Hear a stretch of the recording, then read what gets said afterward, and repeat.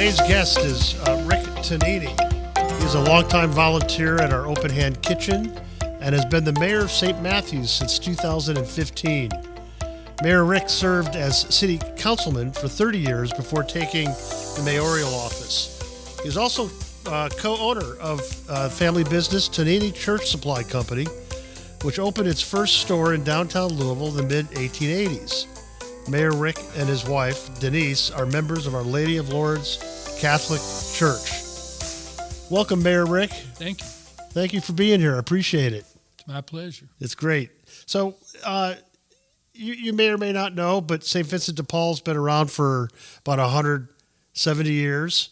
And your family business, Tonini Church Supply Company, has been around since your great-grandfather? Your great-grandfather founded it almost a century and a half ago. Mm-hmm. I mean, that's just unbelievable. I've been actually kind of a student of family businesses. I spent a bunch of time in public accounting, and I understand being an entrepreneur, how tough that is to find people, to make the ends meet, and all that. What can you tell our listeners about successfully running a family-owned business? Not only for just a few decades, but my gosh, you're into 4 generations, I think now, probably four-ish generations. And to talk to us a little bit about that in terms of what success looks like and how you guys operate at Tonini's. Well, my great-grandfather came from St. Gallen, Switzerland, and it's been a member of the family that's been running the business ever since. I started in southern Indiana, Jasper area, and came over to Louisville, and it's my grandfather used to sell anything he could to make a buck. He would hang wallpaper, he would do whatever he could, but his last location was at corner Shelby and Gray, right across from St. Martin Church, and we moved from that location to Breckenridge Lane in St. Matthews around 1952. Okay. So we've been there for did I say 1950? Yeah. That's the year I was born. Yeah. No, 1992. Okay. Yeah. And we've been there ever since. So it's how does a family business run? As best it can, because sometimes when you have a family business, you have people who bust their tail to do good things for the business and the family name, and there are people who do less. There are people who really want to see us succeed. It's difficult a lot of times to be in a family business, but as long as you have good leadership and your goals are in the right place, and it succeeds. So, well, it's pretty clear what you all are all about. And when we were talking, when we were getting introduced, said that my wife's going to be coming over there to get a rosary for our daughter. I've got a rosary that I purchased from Tonini's that I take everywhere with me in my backpack. And I'm sure when I went through TSA last week traveling, folks probably wonder, what's that guy got in there? Because it's a big old wooden rosary that I got from you.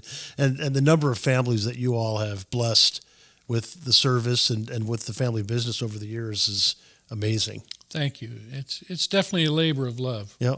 So let's talk a little bit about your involvement with St. Vincent de Paul. I'd mentioned in the introduction that you and your wife, Denise, are members of Our Lady of Lourdes Catholic Church. Mm-hmm. You serve at our Open Hand Kitchen, and for those that may not know, on our campus in Shelby Park, our Open Hand Kitchen serves about 10 or 11,000 meals a month. It's open for lunch and dinner every day of the week. Never closes. Didn't close during COVID. Was open during COVID, and is up to about 11,000 meals a month. And Rick serves at the Open Hand Kitchen every Sunday in honor of your daughter Lauren. Right. And the first time serving with us was during lunch on Christmas 20 years ago. Can you tell us a little bit about that? Well, without getting into it, Yep. the death of a child is the most horrible grieving you can get. Children aren't supposed to die before their parents. But I also work with a group of people called Compassionate Friends, and those are we meet once a month, and those are basically parents that have lost children, because it's a very special grieving process, and we try to help that in any way we can. So she died in a wreck while she was at Auburn learning to be a veterinarian. And so when she came back, the grieving part is always with you. And so my wife and I were here comes the holidays. What's worse than a holiday after you've lost a child? So we said, well, Thanksgiving, let's take our mind off of it and go down and go to a soup kitchen and help on Thanksgiving with feeding people. So we went down, and it was good. It was okay, but it really wasn't what I was hoping for. So when Christmas came around, someone mentioned, well, you ought to try St. Vincent de Paul. So we went down there, and I just loved St. Vincent de Paul, Open Hand Kitchen. They accepted me with open arms, and the people, I liked the people who we were our clients, and been going there ever since. And I don't know why. I mean, it's just something that I really like to do, and it's also, I do it to honor my daughter, and that's something that I can do for her.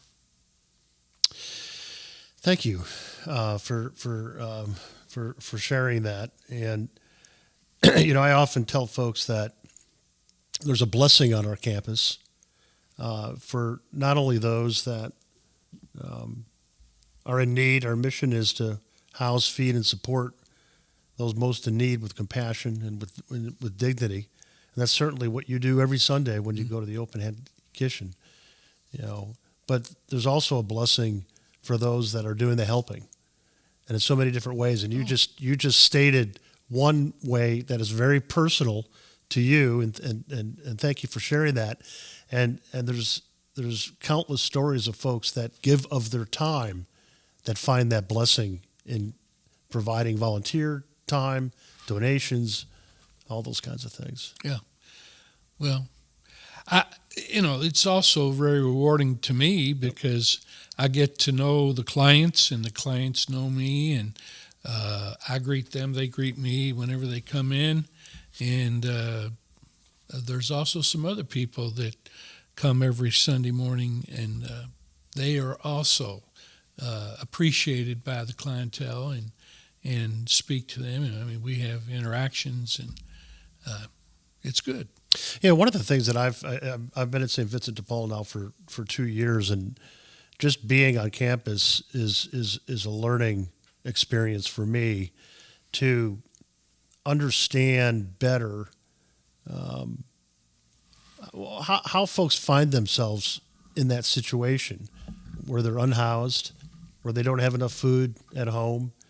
And, you talk to one person, you've talked to one person. They all have their own individual story. I'm sure over the last 20 years, you've met a lot of people that find themselves in these circumstances. Yep. But do you find that as well? I mean, I've learned so much just by being there. It's really shifted my thinking about why people find themselves in that situation. And it can happen to anybody. It can, that's for sure. And it's not just people from the dormitory there or the ladies' dormitory. It's really anyone's welcome. And so you get people off the street. You get people who live in other apartment complexes around. You get kids that come in with their mothers and fathers. And it's helping people that need help.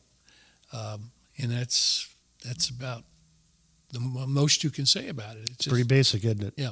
And that's what we do. Right. It's all about, we're not judging. We're not, creating barriers. To your point, anybody can walk in off the street, and we're just providing food and shelter and support to those that need it without any judgment. Right. And it's a beautiful thing. So we, stated in the introduction too that you're the mayor of St. Matthews. Mm-hmm. So that's why I'm dressed like yeah, this. you look good. I have a council. I would have worn my tie if I would have known that you were wearing your tie. But you've been involved in helping so many local folks. In your time in government. Prior to that, you were council member as well. Tell us how you got started. And I used to live in St. Matthews, by the way, off of St. Matthews Avenue. Oh, cool. We're at Holy Trinity Catholic Church, not too far from there in an apartment complex. And then also we used to live off of,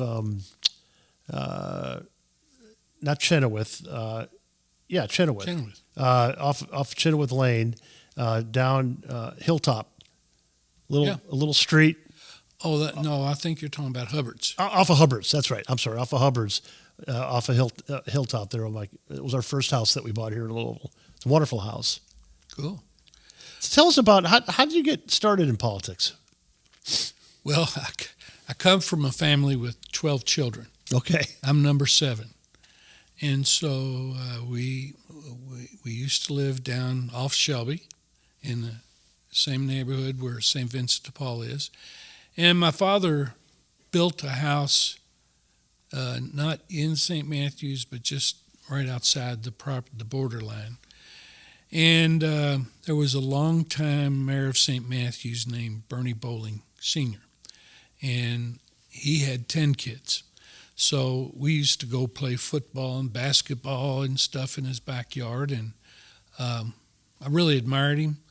And if we had a big rain, he'd come and get some of the kids out of the basement. And usually it was myself, and he'd say, "Okay, now wade." There'd be a big puddle in an intersection. He'd say, "Okay, wade out there, 5 more feet, 2 more steps, go to the left, reach down and clean out that catch basin. Just reach down and get all those leaves and sticks." And the thing would go,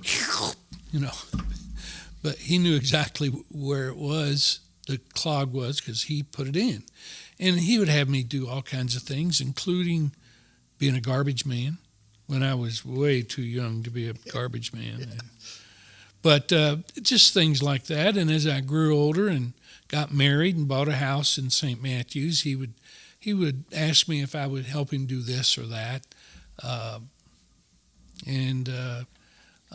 He used to do me little favors, and I'd do him favors for the city. And eventually he would tell me, "I want you to run for council." And so I said, okay.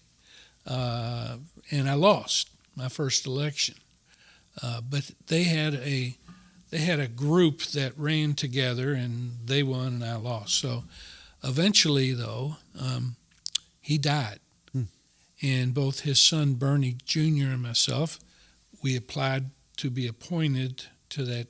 They moved a council person to mayor, so they needed another council person. So they put his son, Bernie Jr., in, and then a few months later, one of the council people quit to take a job with state government, and you couldn't do both jobs.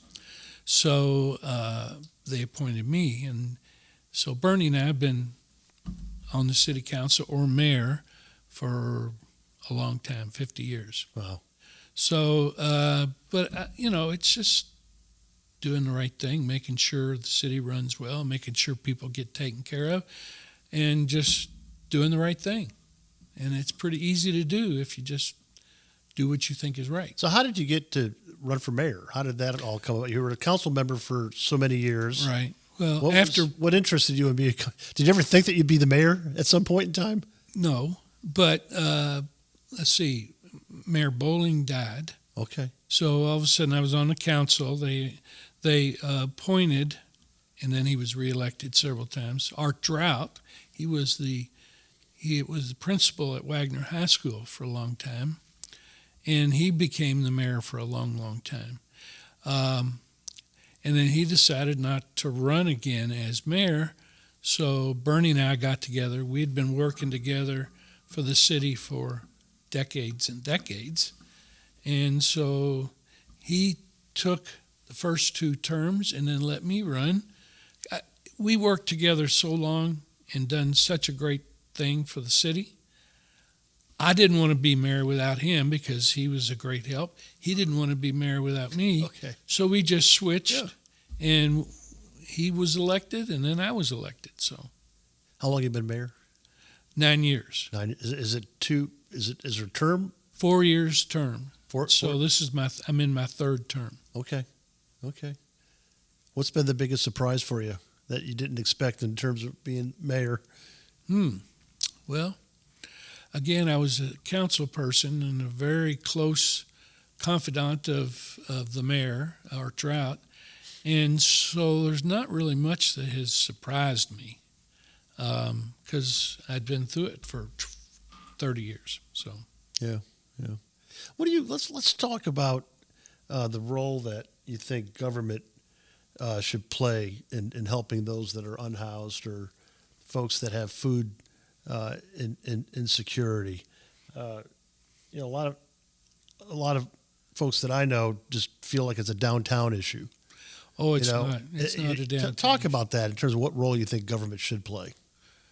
Well, government has to get involved because there's no one else. There's no big corporation. There's no wealthy person who's going to come and say, okay, I'm going to take care of all these unhoused, homeless people. I'm going to make sure they get a roof over their house, over their bodies, and fed appropriately, by the way. You can always feed people, and it's not really helping them unless you feed them good, healthy meals. What you're doing at the Open Hand Kitchen. Which I tell people all the time. Pretty good food. The people that come in there and eat really get a nice meal. Yeah.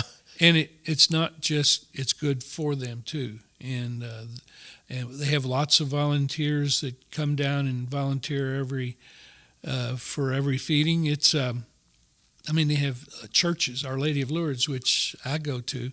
They have a group that comes a specific month and day and week of the month, and there are groups from the Lions clubs. It's kind of a neat thing. UPS has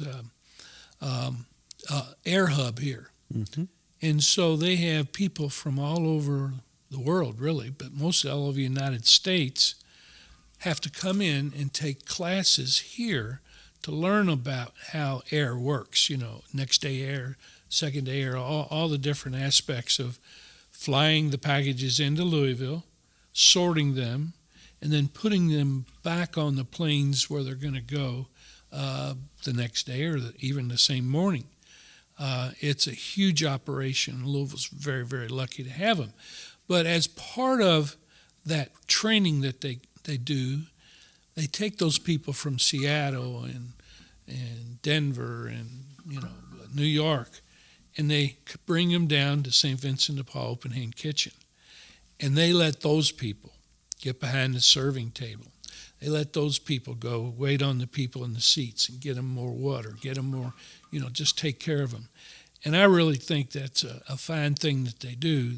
They get people to come in and understand and sympathize with homeless or needy people. And they have way too many people than the need is, but they all get to see and know what it means to be helpful to someone in need. University of Louisville football team has made 2 visits so far. And, there's, I think it's Deion Branch that brought a bunch of the young men down to be able to do that as well, to see the circumstances, folks in need, and be a part of the community. A lot of these young men are from different parts of the country, to your point. Yep. Many of them may even have come from difficult circumstances. I don't know, but either way, they get a chance to see that, and it does, I think, change your perspective. It does, no question.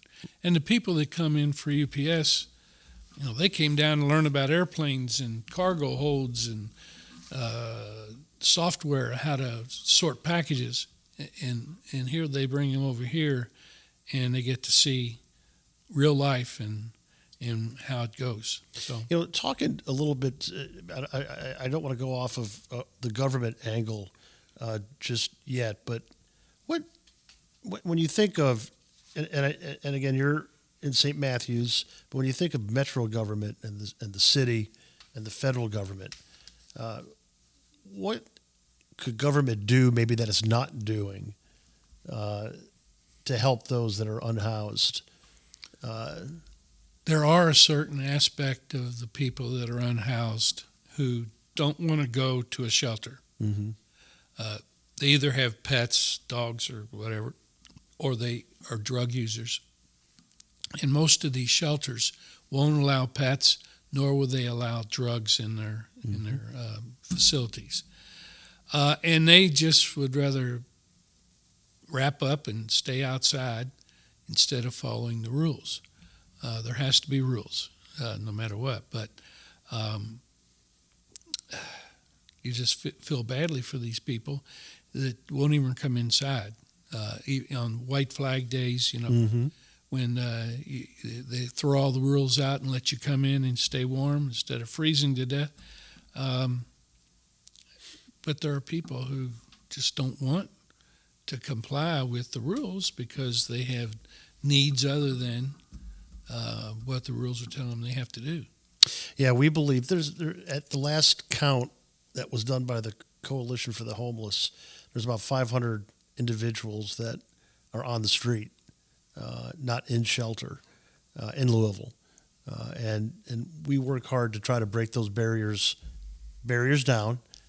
Last September, well, not last September, September before last, in 2022, we converted our shelter to a 24/7, no check-in, no check-out, and that's had a pretty nice impact on the outcomes because folks are able to stay there. They don't have to check out and take all their stuff with them. There's some men that work third shift and have a place to stay during the day.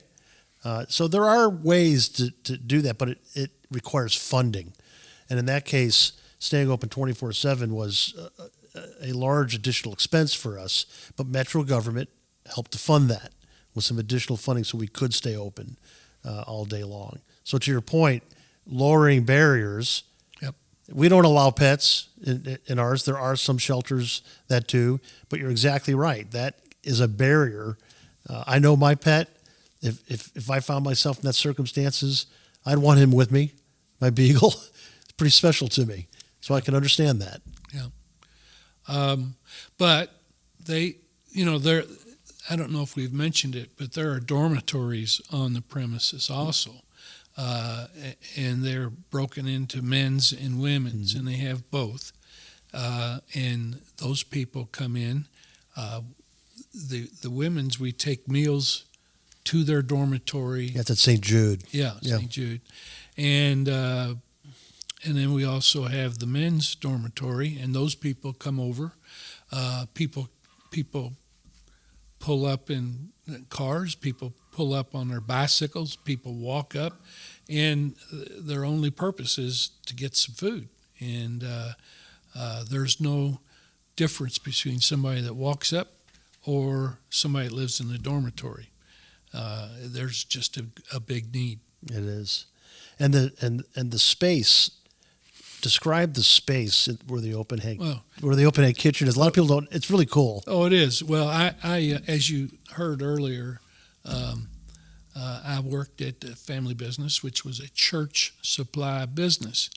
So once I got my license and I did deliveries, I used to deliver to this church on Jackson Street called St. Paul. Yeah. And I, take candles and whatever up and put it in the sanctuary.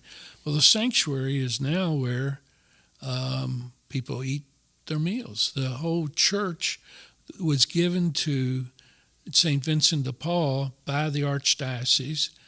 They were already feeding people in the basement. The Archdiocese of Louisville gave this to St. Vincent de Paul, and they took the entire first level of the church and created a dining room, and then the front part of it, or the back part of the old church, became the kitchen. So this is in a ex-church. They have stained glass windows that are beautiful. They've got, across the altar is elevated, and you have to walk up some steps to get up there if you want to sit up there. Christmas time and Thanksgiving and Easter are wonderful times at St. Vincent de Paul. They have people that come in and they're treated like guests in a restaurant. They come in and sit down. They have lots and lots of volunteers that come, and those volunteers wait on the people seated at the tables. And if they want something to drink, they go get them. If they want a dessert, they go get them a dessert. Oh, you want whipped cream with that? They put whipped cream in it. They treat them like royalty. Dignity, yes, dignified. So I love coming. We just had Thanksgiving, and people normally come through the door, and they take a tray and go get their utensils, napkins, and drink, and then sit down on their own where they want to sit. Those special times, they come in and are seated, and those meals are brought to those people, and they get them utensils and napkins and water, whatever. And it's special that those people are, dignity is a perfect word, but it is something that it really makes me happy. The stories of the people that volunteer there, your stories are amazing. And our 170th anniversary, we celebrated actually on Monday, the 170th year founding, December 11th. There's another individual that serves in the kitchen. You may know her, that she not only went to school at the St. Paul's school as a child, but she was married in the sanctuary as well. And we did a piece on her recently in our monthly newsletter. But it's just so interesting to hear these stories of folks that, what a special place. Now she's serving others in that same place.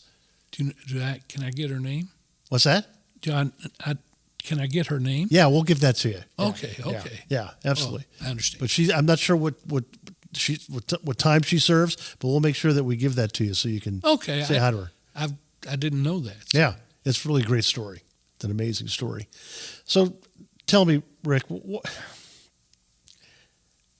you could be completely retired. You could be sitting on the beach somewhere, coasting, doing what you want to do, playing golf, whatever, right? But you choose to continue to serve our community. Why is it so important to you to be of service at this point in your life when you could do whatever you wanted to do? Well, I am retired, and I have been for several years from Tonini's. But I first came to this after my daughter died, and that was devastating. But that just really led me to there. And like I say, I do this to honor my daughter. But the fact that I was brought to this through this unique process just makes me be happy that I'm there, because I truly do feel that the clients, the cooks, and the people that do things, they like me to be there. It's a really good relationship between myself and the other volunteers that come in. We all know each other's names, and I could, but I'd prefer not to. I prefer to be doing this. Well, I often tell folks that, when Jesus Christ comes back, and he's in that sanctuary, but when he actually comes back with the second coming, that's where he's going. And you'll be there. I hope. Yeah, you'll be there. And just, hey, over here. I've been doing this for 20 years, kind of thing. But I honestly believe that He knows. He knows. I know he knows. But he's going to see you when he's there, because he's not going to go to some fancy place. He's going to go right to the open hand kitchen and sit down and have a meal with somebody and talk to them. I really believe that. It's not just about getting food. Yep. I mean, open hand kitchen is great, but they also deal with housing. I mean, they got this dormitory for men, and most of the clients who are in the dormitories come over and get their food there. They eat a really, really dynamite, good meal. It has noodles and it has rice, but it's always very tasty, and it always is very healthy. So I'm very proud of it, and they do a whole lot of other things besides feed people, in-house people. I mean, St. Vincent de Paul is really a great organization. It really is. It's a blessing.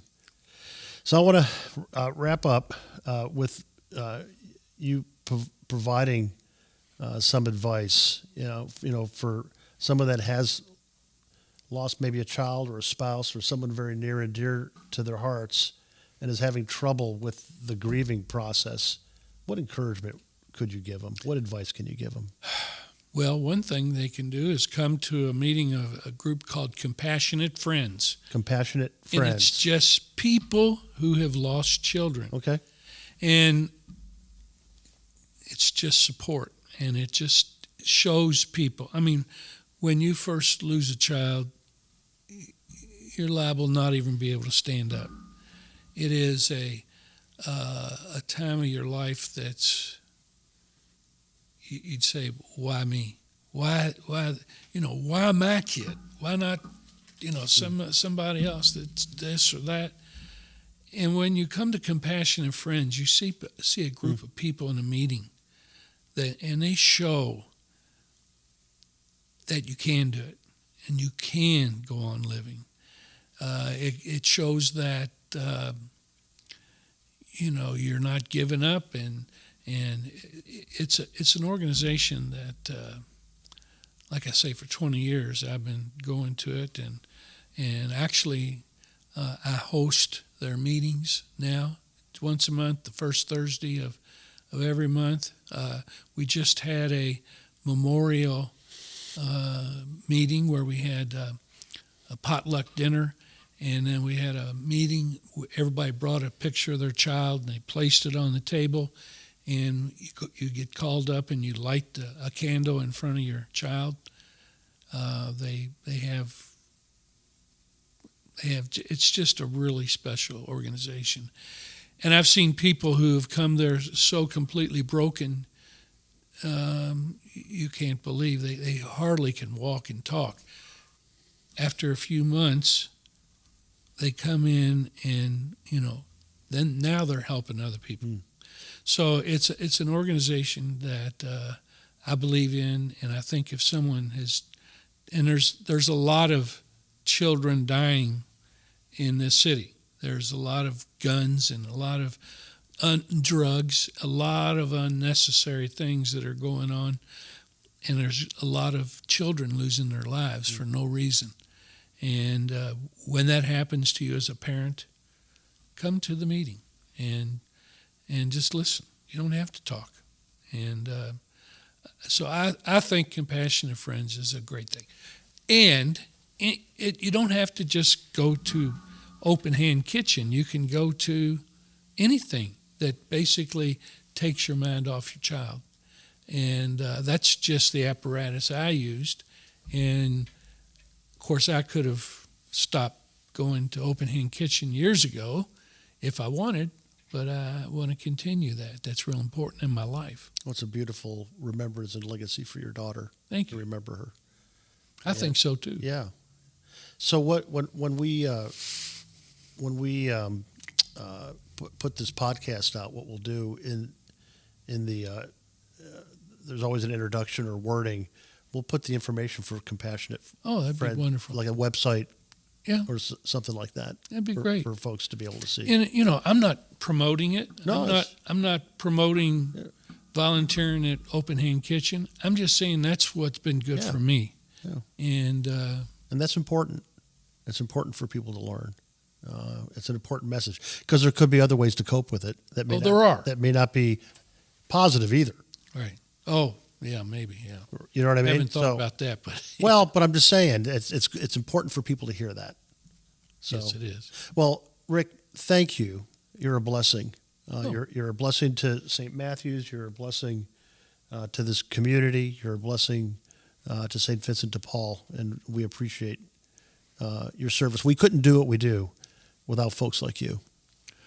Well, it's just being normal to me. I don't consider myself a blessing, but thank you anyway. You are. Thank you very much. Appreciate Okay. it. Thanks.